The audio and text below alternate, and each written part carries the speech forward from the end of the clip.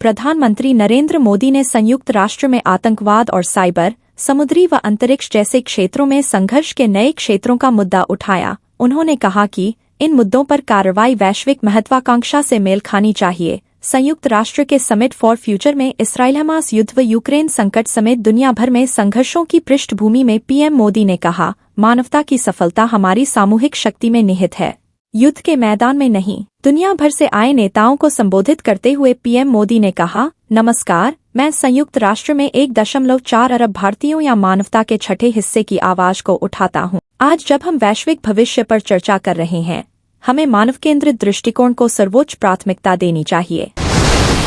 गाजीपुर के दिलदारनगर थाना क्षेत्र में सोमवार की रात यूपीएसटीएफ की नोएडा यूनिट और जिला पुलिस के साथ हुई मुठभेड़ में एक अंतर्राज्यीय बदमाश घायल हो गया, जिसके बाद बदमाश को इलाज के लिए अस्पताल में भर्ती कराया गया, जहां उसकी मौत हो गई। वहीं मुठभेड़ में 2 सिपाही भी घायल हुए हैं, जिनका अस्पताल में इलाज चल रहा है। बदमाश की पहचान 1 लाख के इनामी बिहार के पटना के फुलवारीशरीफ क्षेत्र के मंसूर गली पेरीमा बाजार निवासी मोहम्मद जाहिद उर्फ सोनू के रूप में हुई है। वह आरपीएफ के 2 सिपाहियों की हत्या में वांछित था।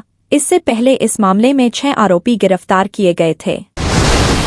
अलीपुरद्वार डिवीजन के न्यू मैनागुड़ी स्टेशन पर एक खाली मालगाड़ी की 5 बोगियां पटरी से उतर गईं। यह घटना मंगलवार की सुबह 6 बजे के करीब घटी।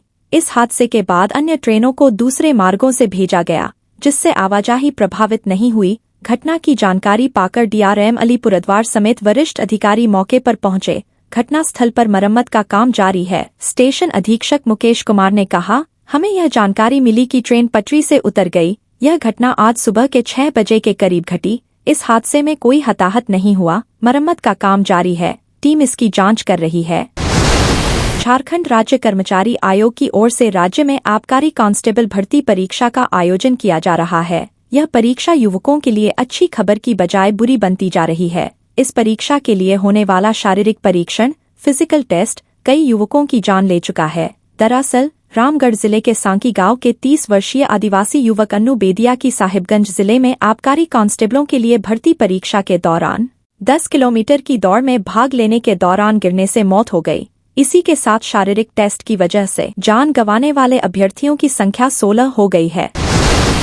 विदेश मंत्री एस जयशंकर ने सोमवार को न्यूयॉर्क G4 देशों के अपने समकक्षों के साथ मुलाकात की, जिसमें भारत की ओर से संयुक्त राष्ट्र सुरक्षा परिषद में तत्काल सुधार के लिए समूह की प्रतिबद्धता को लेकर चर्चा हुई। इन G4 राष्ट्रों में ब्राजील, जर्मनी, भारत और जापान शामिल हैं। बता दें कि G4 देश संयुक्त राष्ट्र सुरक्षा परिषद में स्थायी सीटों के लिए एक दूसरे की दावेदारी का समर्थन करते हैं।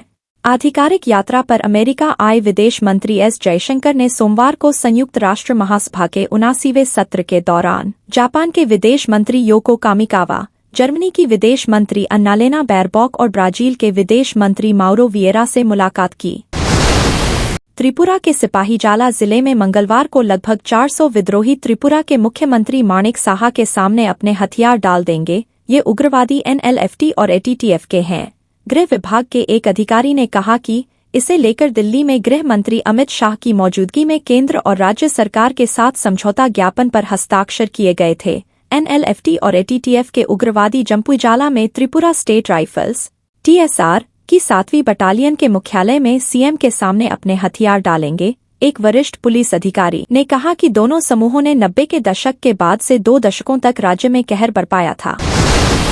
प्रधानमंत्री कार्यालय PMO में वायु प्रदूषण से निपटने के लिए सोमवार को एक उच्चस्तरीय बैठक हुई। इसमें दिल्ली NCR में इलेक्ट्रिक वाहनों को अपनाने और चार्जिंग बुनियादी ढांचे को विकसित करने की तत्काल आवश्यकता पर बल दिया गया। प्रधानमंत्री के प्रधान सचिव PK मिश्रा ने कार्यबल की बैठक की अध्यक्षता की। मिश्रा ने राज्यों को PM ई-बस सेवा योजना के तहत अपने ई-बस बेड़े को बढ़ाने के लिए भी कहा।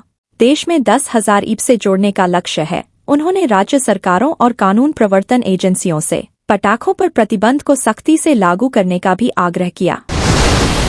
हरियाणा कर्मचारी चयन आयोग द्वारा अधिसूचित कांस्टेबल के 5,600 से अधिक पदों पर भर्ती के लिए आवेदन करने की अंतिम तिथि बेहद नजदीक है। भर्ती प्रक्रिया को समाप्त करने के लिए पूरी तरह तैयार है। जारी कार्यक्रम के अनुसार आयोग आधिकारिक वेबसाइट पर उपलब्ध पंजीकरण विंडो 24 सितंबर को रात 11:59 बंद कर देगा। इच्छुक उम्मीदवार जिन्होंने अभी तक आवेदन नहीं किया है, वे तुरंत अपना आवेदन पत्र भरकर जमा कर दें।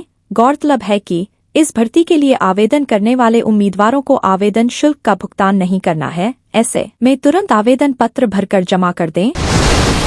मध्य प्रदेश परीक्षा बोर्ड ने तकनीकी शिक्षा, कौशल विकास और रोजगार विभाग भर्ती परीक्षा 2024 के लिए प्रवेश पत्र जारी कर दिए हैं। योग्य उम्मीदवार जिन्होंने इसके लिए आवेदन किया था, वे अब आधिकारिक वेबसाइट पर जाकर प्रवेश पत्र डाउनलोड कर सकते हैं। उम्मीदवारों को एडमिट कार्ड तक पहुंचने के लिए अपना आवेदन नंबर, जन्म तिथि और अन्य आवश्यक क्रेडेंशियल दर्ज करना होगा। इन पदों के लिए आवेदन प्रक्रिया 9 अगस्त से शुरू हुई और 23 अगस्त को समाप्त हो गई। आवेदन पत्र में सुधार के लिए विंडो 28 अगस्त को बंद हो गई थी।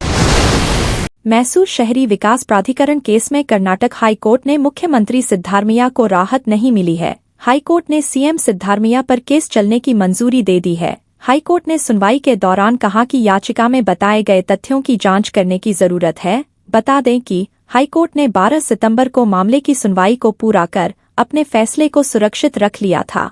इस याचिका में सिद्धारमैया ने मैसूर शहरी विकास प्राधिकरण MUDA मामले में उनके खिलाफ राज्यपाल थावरचंद गहलोत द्वारा जांच के लिए दी गई मंजूरी को चुनौती दी थी।